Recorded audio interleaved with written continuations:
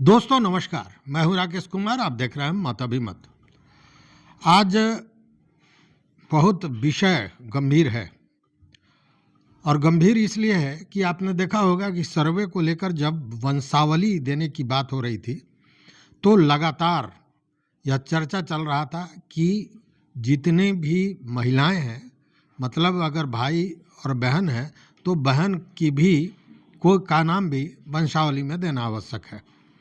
इसको लेकर लोगों में ये भ्रम था या भय था या डर था, शंका थी कि कहीं बहन बुआ हिस्सेदारी न ले ले, इसलिए वंशावली में नाम नहीं दिया जा रहा था और इसको लेकर तमाम घर में परेशानियां भी बढ़ी थी, झगड़े हुए थे, तमाम तरह की बातें हुई थी। अब जानते हैं इन सारे चीज़ों को, उसको दोहराने की ज़रूरत नहीं है। लेकिन अब लगता है कि विवाहित महिलाओं को भी माता पिता के कृषि भूमि में अधिकार समान रूप से देना होगा।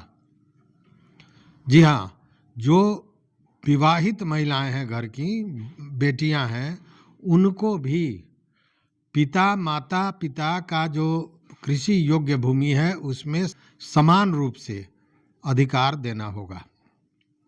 ऐसी स्थिति बनती जा रही है और उसका कारण यह है कि सुप्रीम कोर्ट में एक जनहित याचिका दायर हुआ है और यह जनहित याचिका जो है वो विवाहित महिलाओं को कृषि भूमि में समान अधिकार दिलाने के लिए किया गया है।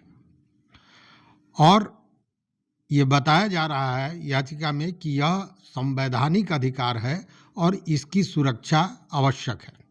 इस मामले पर सुनवाई हुई है और अगली सुनवाई 10 तारीख को है, 10 दिसंबर को।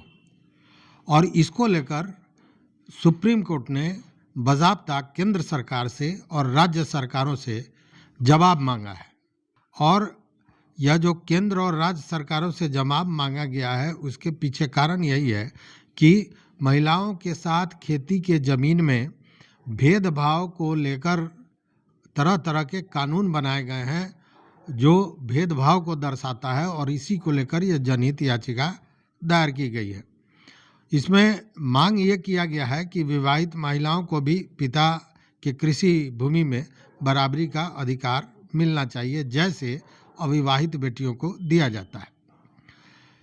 इसमें मुख्य न्यायाधीश के अलावा न्यायमूर्ति जेबी पादरीवाला और न्यायमूर्ति मनोज मिश्रा का ये खंडपीठ है जिसमें ये सुनवाई चल रही है और 10 तारीख को अगली सुनवाई 10 दिसंबर को होने वाली है। ये जो याचिका दायर किया गया है इसमें 2 राज्यों की बात की गई है।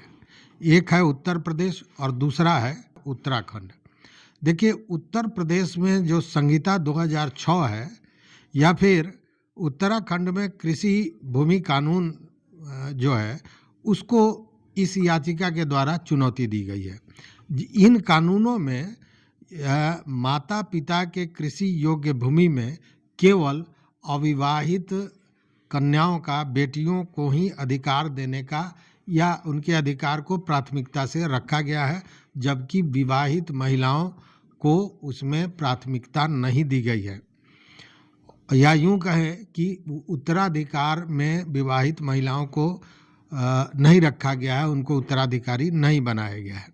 और यह जो कानून के तहत ये जो नियम बनाए गए हैं, याचिका में ये बताया गया है कि यह जो अनुच्छेद 14 और 15 है उसके प्रावधानों का ये अनुपालन नहीं कर रहा है और इस अनुच्छेद में भेदभाव और समानता की व्याख्या की गई है। मतलब कि जो कानून उत्तराखंड और उत्तर प्रदेश में भूमि संपत्ति को लेकर बनाया गया है उसमें समानता के अधिकार का हनन किया गया है और इसी को लेकर यह याचिका दर्ज की गई है।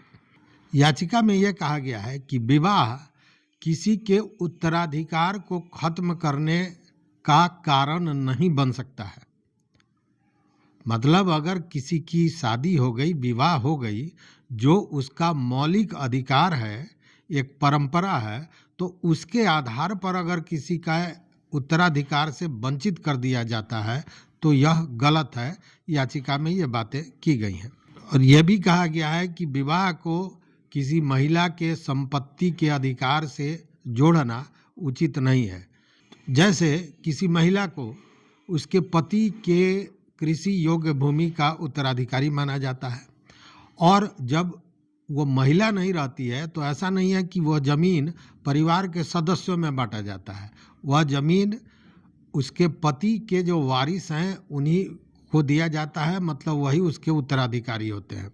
इस स्थिति में यह जो नियम है यह गलत है और इसी को चुनौती देते हुए यह याचिका दायर की गई है। इस पर विशेषज्ञों की राय ये है कि उच्च न्यायालय से इस मामले में सकारात्मक निर्णय मिल सकता है।